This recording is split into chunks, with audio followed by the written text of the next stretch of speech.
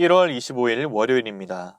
오늘 새벽 우리에게 주시는 하나님의 말씀은 사도행전 6장 8절에서 15절까지의 말씀입니다.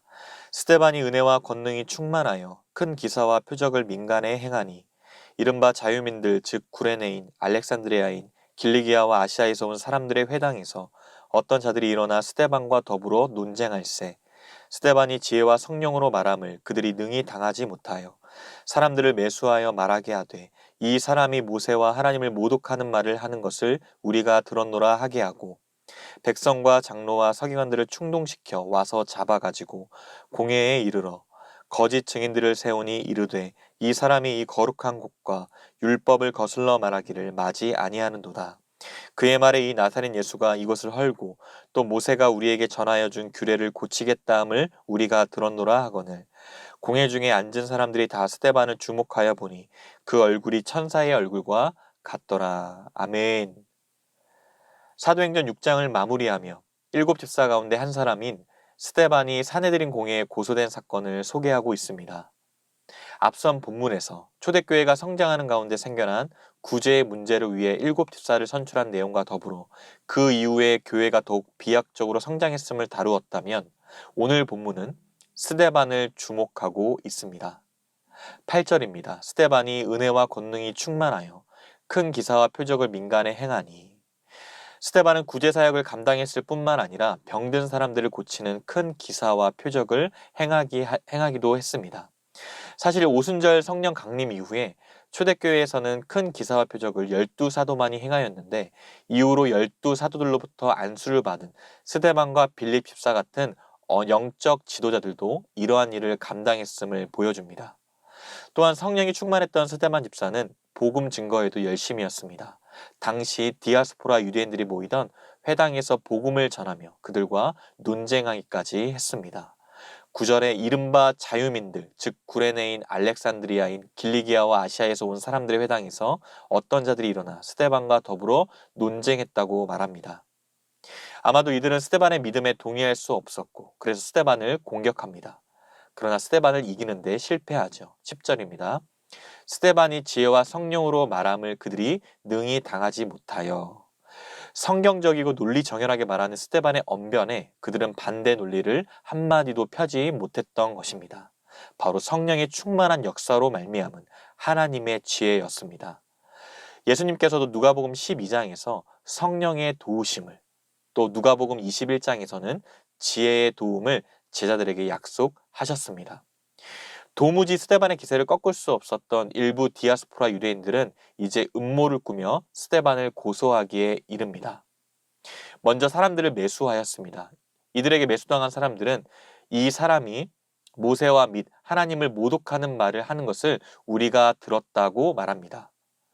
모세를 모독했다라는 것은 모세 율법의 영원한 확실성을 흔들리게 하는 도전적인 것으로 나타났기 때문이었고 하나님을 모독했다라는 것은 스데반이 이스라엘 민족의 예배의 기초이며 구심점 역할을 한 예루살렘 성전을 폐기해도 된다는 말처럼 들렸기 때문이죠.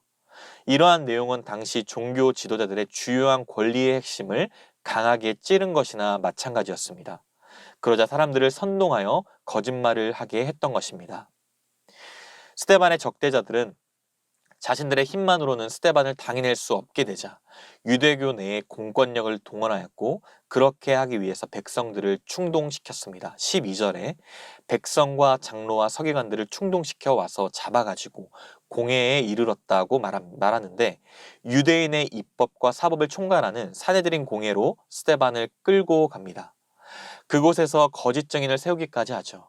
이것은 마치 예수님께서 대제사장 가야바 앞에 섰을 때와 매우 유사합니다. 종교 지도자들이 예수님을 신성모독죄로 정죄한 것처럼 스데반 역시 신성모독죄로 고소하기에 이릅니다. 13절과 14절입니다. 이르되 이 사람이 이 거룩한 곳과 율법을 거슬러 말하기를 마지 아니하는도다.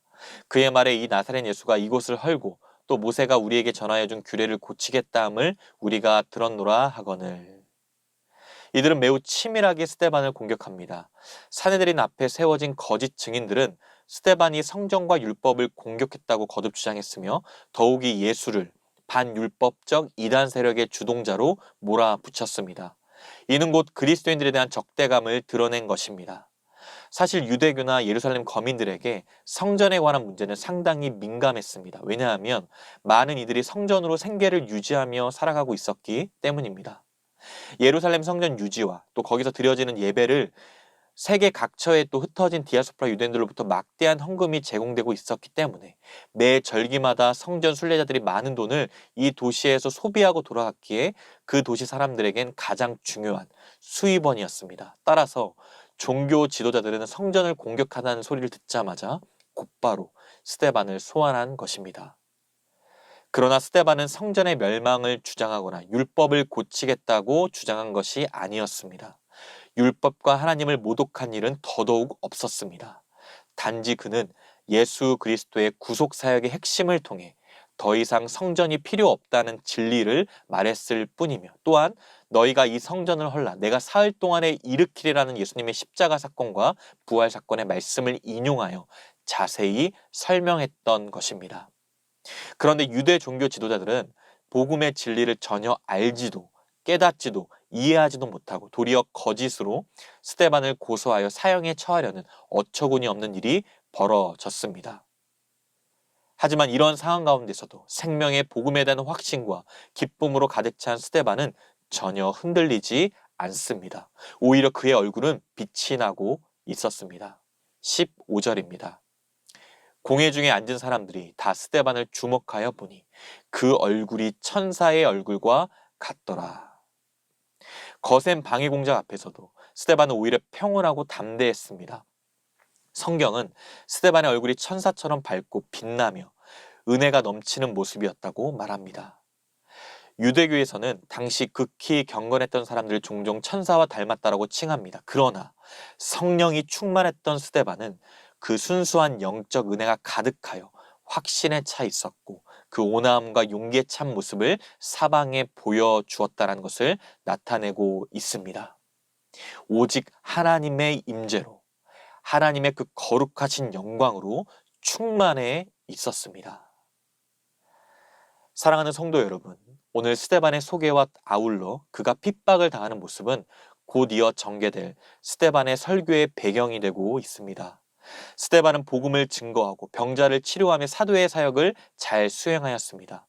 그러나 헬라파 회당의 사람들은 스데반이 성경과 모세 율법에 대해 반박하는 말을 했다고 고소하기에 이릅니다. 물론 이 고소가 잘못되었다는 사실은 사도행전 7장을 통해 드러날 것입니다. 성령이 임하시며 권능을 받고 그리스도의 증인이 되라는 말씀을 스데반을 통해 봅니다. 이 권능은 큰 기사와 이적으로 나타나는 물리적인 현상만을 뜻하지 않습니다. 오늘 스데반이 지혜와 성령으로 말했을 때 그를 대적하는 자들이 능히 당치 못하는 권능으로도 나타났기 때문입니다. 스데반이 하나님을 모독했다고 주장하지만 그는 복음에 대한 기쁨과 확신으로 하나님의 거룩하신 영광을 더욱 드러내고 있습니다.